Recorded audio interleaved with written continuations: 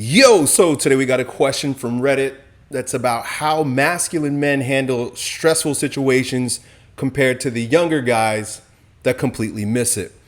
Before we get into that, if you're looking for some clarity or direction on your situation or just another brother to hold space for you while you allow your own revelations to come through, then you know what to do. Book a session with me, your old Uncle E, by clicking the link down below. So today's question from Reddit goes, what is a subtle, practical tactic you've observed older, highly respected men use in stressful situations that younger guys completely miss? He goes on a little bit more.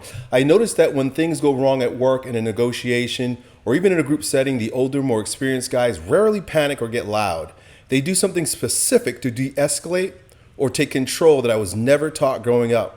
It's not quite about being alpha or dominating the room. It's just quiet, practical competence.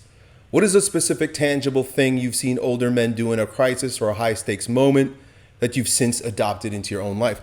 That's a great question, man, and it reminds me of a story that I heard a few years back about miners in South America. So if you understand, a miner is somebody who goes into a cave in order to blow shit up and extract resources inside the mine. And it takes a lot of courage, it's a lot of hard work, and it's very dangerous to do this job. Well, in this story, there were a group of mixed men, meaning there were some older guys and there were some younger guys, and they were all working together in this mine when the mine collapsed on them. So they couldn't get out. And so these guys, they were stuck in there for a long time. And ultimately they were saved and they came out and they told a story about how when the crisis first hit, the young guys picked up their shovels, picked up their buckets and went to work immediately, almost with a fervent, feverish passion to get the hell out of there. All of their vim and vigor rose to the surface and they were using their very powerful young bodies to shovel their ways out of there. The older guys sat back. And it wasn't that the older guys didn't want to get involved. It was that the younger guys were just so quick to react and they were so strong and full of energy that they let them burn themselves out. And that's essentially what happened. The young men got to a particular point where they just realized they were not going to get out. They had been digging for hours. And at a certain point, they became discouraged. They hit a wall physically and they hit a wall emotionally. And at that point, they collapsed and broke into tears. And it was at that moment that the older men in the situation rose to the occasion. And what was most prominent about their behavior, beyond just being calm and cool while the other younger guys sprung into action, was that they were there to support the younger men emotionally and mentally, and to keep them from really cracking up and losing their minds until rescue came.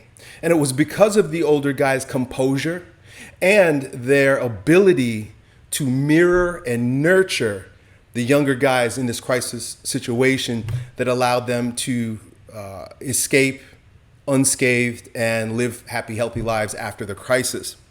And so it had me thinking that it's so evident and so obvious that the strength of youth lies on the surface.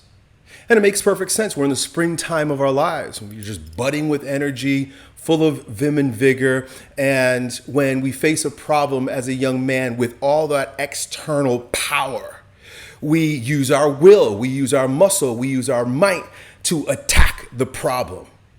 It's almost like there's a craving for problems to ensue many times for young men because it gives us purpose, right? I can finally now use what God has given me to some great purpose. Let's escape this place. Let's beat up this bad guy. Let's slay that dragon, which is an amazing and beautiful thing, but limited in scope. And also, at a certain point, fails. And if you've been around any length of time, you realize that a lot of times our will is not sufficient enough to get the shit done. And it's hard to swallow, especially if you've used your will to be successful in other areas of your life. It's like they say, when all you have is a hammer, everything looks like a nail. So when all you have is vim and vigor and might and will and strength, all this surface virtue, well, then everything looks like it just needs to be attacked and beaten up and destroyed and overcome. Ralph Waldo Emerson has a saying. He says that as we age, the beauty steals inward. And of course, he's probably talking about physical beauty. You're physically beautiful when you're young, and that beauty begins to fade. The outer power, the outer veneer, the things on the surface begin to fade. But with the beauty stealing inward, it means that there is something else that actually continues to grow in potency beyond sight.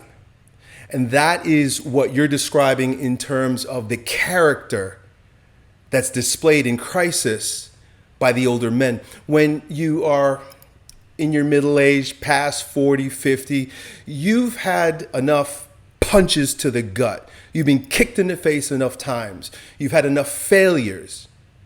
Carl Jung used to say that he wouldn't work with anybody under 40. And the reason was because they didn't have enough failures.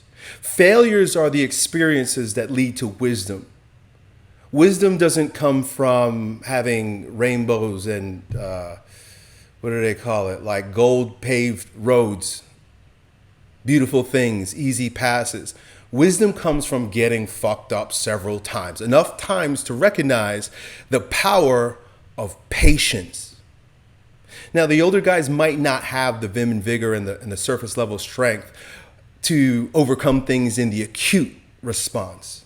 But because of wisdom, because of timing, because of experience, there's a tendency to actually pause longer and wait to see, to use discernment rather than action. In fact, we don't have as much energy to waste as younger guys, so we have to be more prudent and conservative with what we try to do.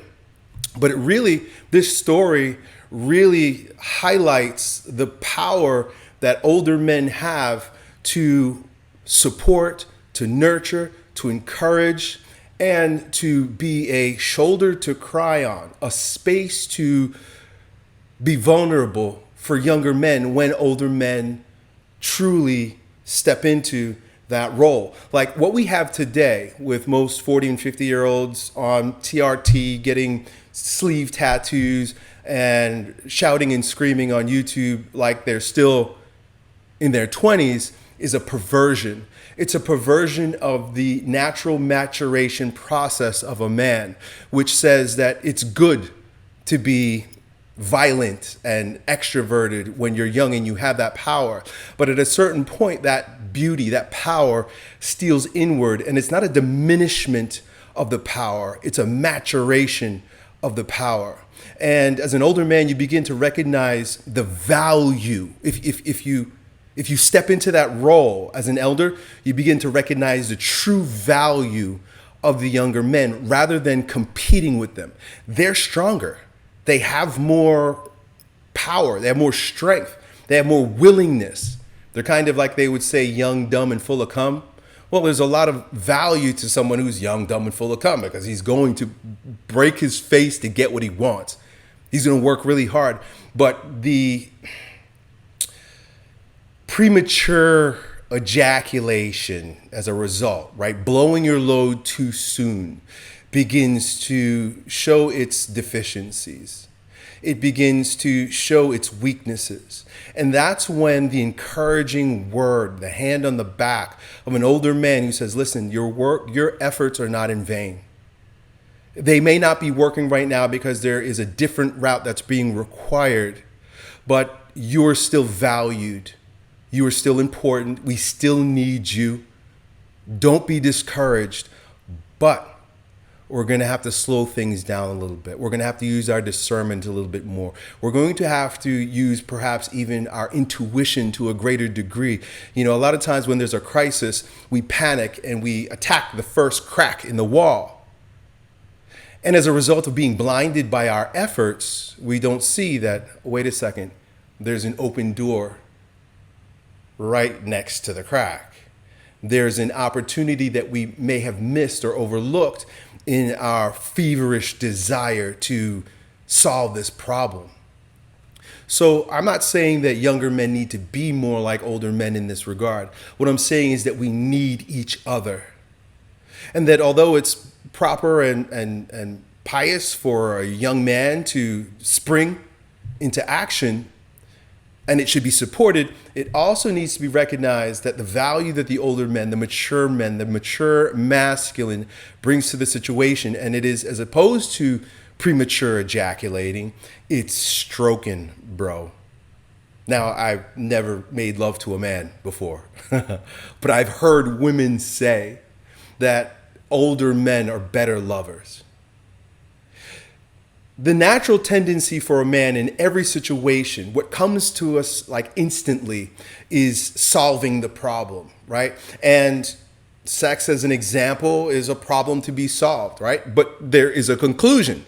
And the conclusion is, I've blown my load. And what happens after you've blown your load? Well, now you're done. The older man, recognizing that solving the problem as quick as the problem is evident, is often a recipe for failure and disappointment. And instead, they breathe into their balls, take their time, and stroke a little bit longer. And a part of that comes from the humility of several failures. The humility that allows an older man to recognize the futility in his will and in his efforts. And older men begin to lean more heavily on the divine. It is more congenial to the attitude of a man post 40 to abandon himself to divine providence, which means have faith that God will come through. Now, ultimately, this story comes full circle when the men are rescued. But what really made the headlines wasn't the premature attacking of the obstacle of the younger men, but what came to the fore was how these younger men were upheld and supported by the mature masculine that has humility and patience and deeper, much less visible virtues to their disposal. Virtues that are earned from time, not just given by youth. Done.